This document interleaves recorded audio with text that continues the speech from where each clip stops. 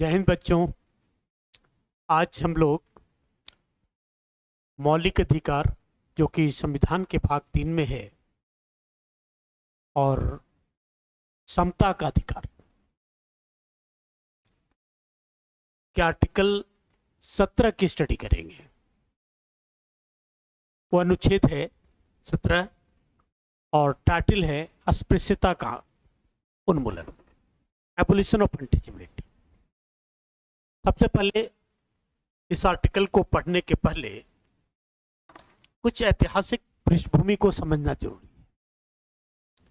है। ये है कि हमारे संविधान में अनुच्छेद 17 में तो ये लिखा हुआ है कि अस्पृश्यता का उन्मूलन किया जाता है तथा किसी भी रूप में पालन निषिद्ध है यानी मना है, और अस्पृश्यता से उत्पन्न किसी भी निरयोग्यता को लागू करना कानून के अनुसार दंडनीय अपराध होगा।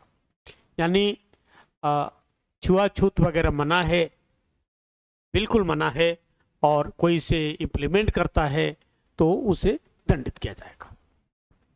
अब बात यह आई कि भारत के संविधान में मौलिक अधिकार में इसकी जरूरत ही को पड़ी। इसके लिए हमें ऐतिहासिक कारकों को समझना होगा। ऐतिहासिक कारक ये रहा है कि प्राचीन समय में भारत में वर्ण व्यवस्था आधारित सिस्टम थी, और जो वर्ण व्यवस्था थी जिस कारण से जातीय व्यवस्था का निर्माण हुआ। वर्ण व्यवस्था बेसिकली एक प्रोफेशन था, यानी कंडक्ट था, वो कास्ट नहीं था। ब्राह्मण, क्षत्रिय, वैश्य, शूद्र, तो ये जो वर्ण थे इनके अलग अलग कार्य थे। कार्य मतलब प्रोफेशन था, जिसमें एक जो कैटेगरी थी शूद्र की, यानी शूद्र वर्ण वालों का जो काम था वो निम्न स्तर का था, जैसे मरे हुए जानवर को उठाना, मल ढोना वगैरह वगैरह थे। तो ये जो शूद्र कम्युनिटी के थे उनके साथ भेदभाव होता था। उनके साथ जो ऊपर वाले वर्ण वाले थे साथ नहीं बैठते, उनके छुआ पानी नहीं लेते, या उनके अपने कुएं वगैरह होते थे पहले पानी पीने के लिए, तो उसके कुएं से पानी नहीं ले पाते, उनके दरवाजे से नहीं गुजरते, या स्कूल में पढ़ने का साथ राइट नहीं था। इसका भुक्तभोगी हमारे संविधान सभा में एक प्रमुख सदस्य थे डॉक्टर B.R. अम्बेडकर। उन्होंने भी अपनी जीवनी में लिखा है कि कैसे जब उन्होंने स्कूल में एडमिशन लिया तो उनके साथ भेदभाव होता था।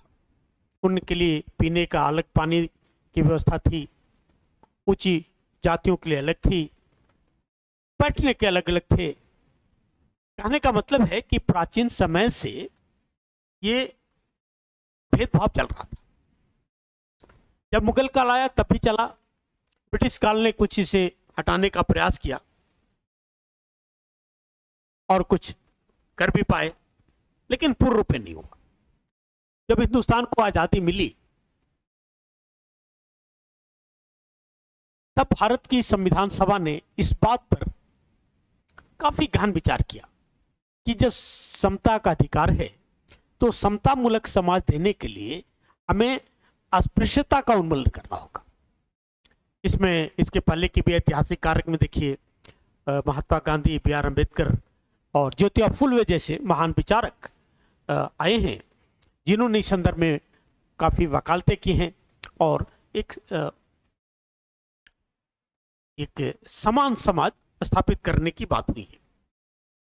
तो इसके बारे में हमारे संविधान में एडप्ट किया गया है। यहां पर हम लोग देखेंगे कि वो एडप्ट क्या हुआ, क्या जोड़ा गया, उसके क्या प्रावधान हुए और उसके लिए सरकार ने क्या की, उसे ऐसे देखते हैं।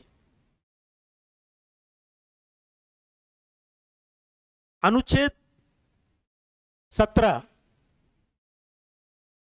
जो कहता है अस्पृश्यता का उन्मूलन किया जाता है, उन्मूलन किया जाता है और इसका पालन निश्चित है, नहीं हो सकता, और अस्पृश्यता से उत्पन्न किसी भी नियोक्ता को लागू करना कानून के अनुसार से दंडनीय अपराध होगा।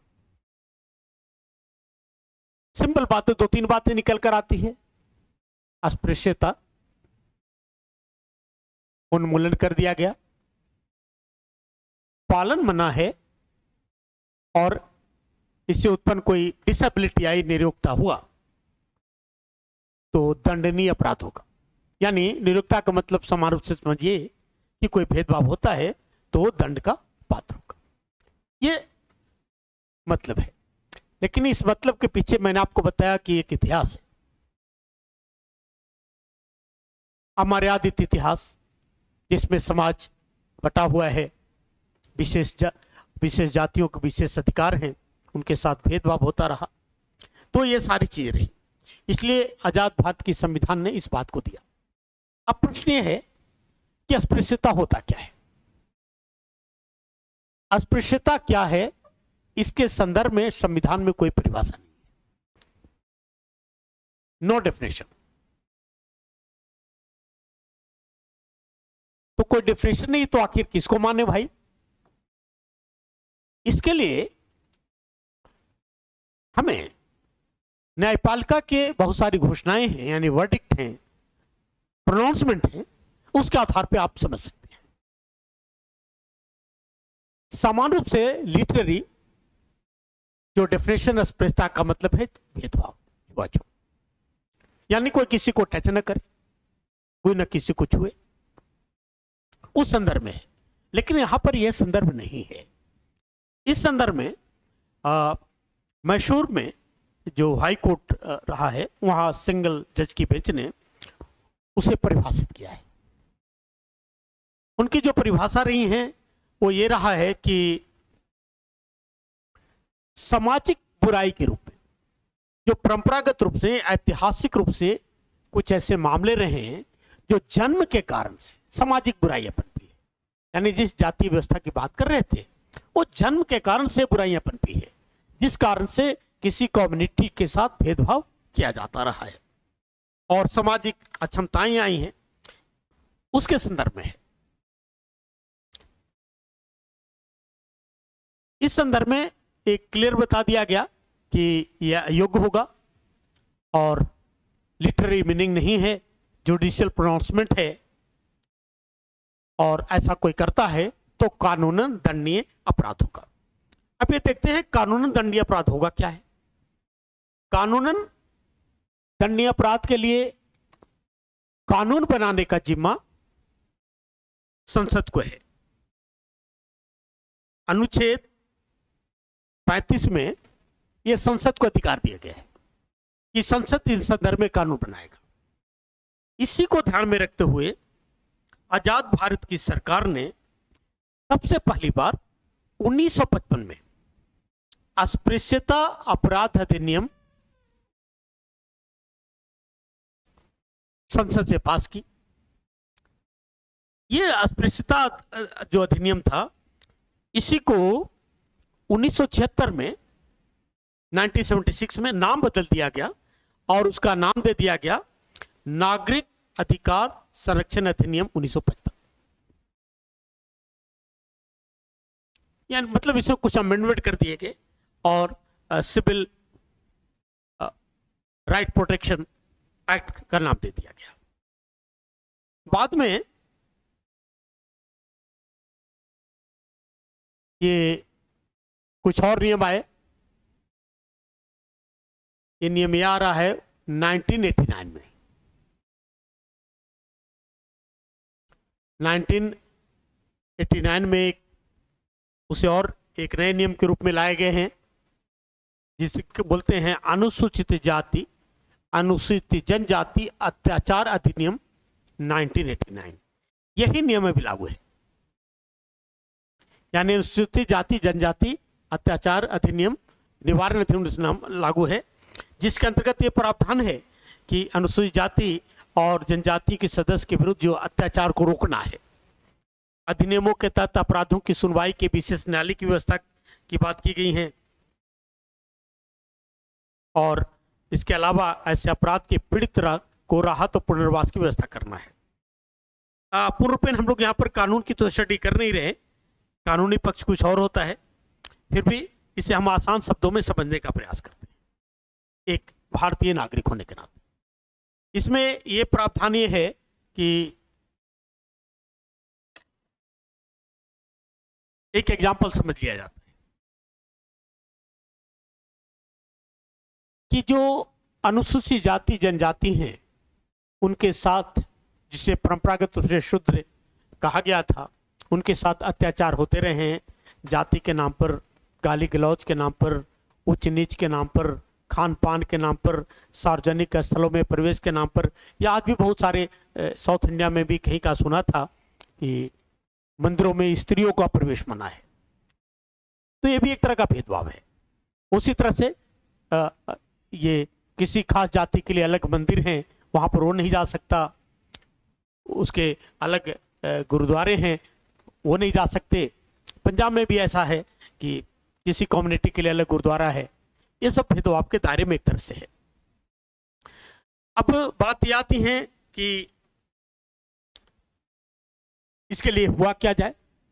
1955 का जो अधिनियम है वो कहता है 6 महीने का जेल होगा अगर ऐसा करता है, और 500 रुपए की सजा होगी। अब उसमें काफी बदलाव कर दिया गया।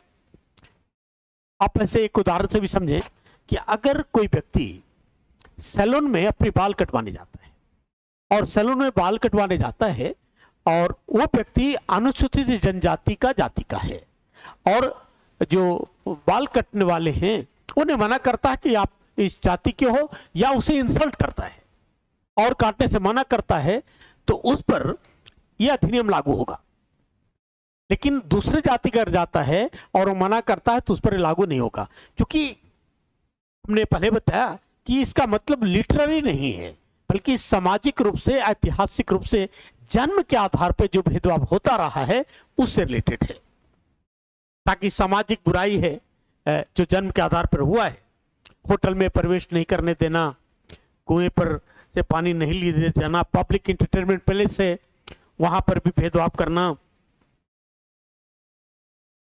बाद में अभी 2018 में जो हमारे सुप्रीम कोर्ट के चीफ जस्टिस है डी.वाई. चंद्रचूड़, उन्होंने इस अधिनियम के अंतर्गत और जो अस्पृश्यता है कुछ और बातें जोड़ दी। वो उन्होंने ये जोड़ा कि जो महिला का मेंस्ट्रुएशन पीरियड होता है यह भी परंपरागत रूप से छुआछूत रहा है।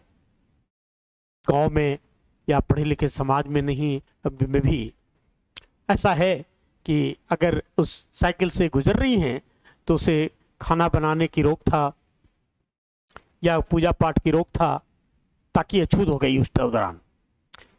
इससे भी इस अधिनियम में ला दिया गया है कि अगर ऐसा भी करता है तो वो भी आर्टिकल 17 के दायरे में आएगा, यानी उस पर भी कार्रवाई की जाएगी। इसलिए मूल रूप से हम लोग ने यह समझ लिया कि अस्पृश्यता भेदभाव मना है, और ये प्राचीन परंपराओं के थ्रू जो विकसित हुआ है, और बाद में बहुत सारे विचारक आए, इन्होंने इसका विरोध किया और संविधान में इस बात के लिए एडप्ट कर दिए गए। और ये संसद का काम होता है इस संदर्भ में कानून बनाए। संसद ने इसके संदर्भ में बहुत सारे कानून बनाए हैं। Thank you very much. Like करिए, सब्सक्राइब करिए, कमेंट करिए।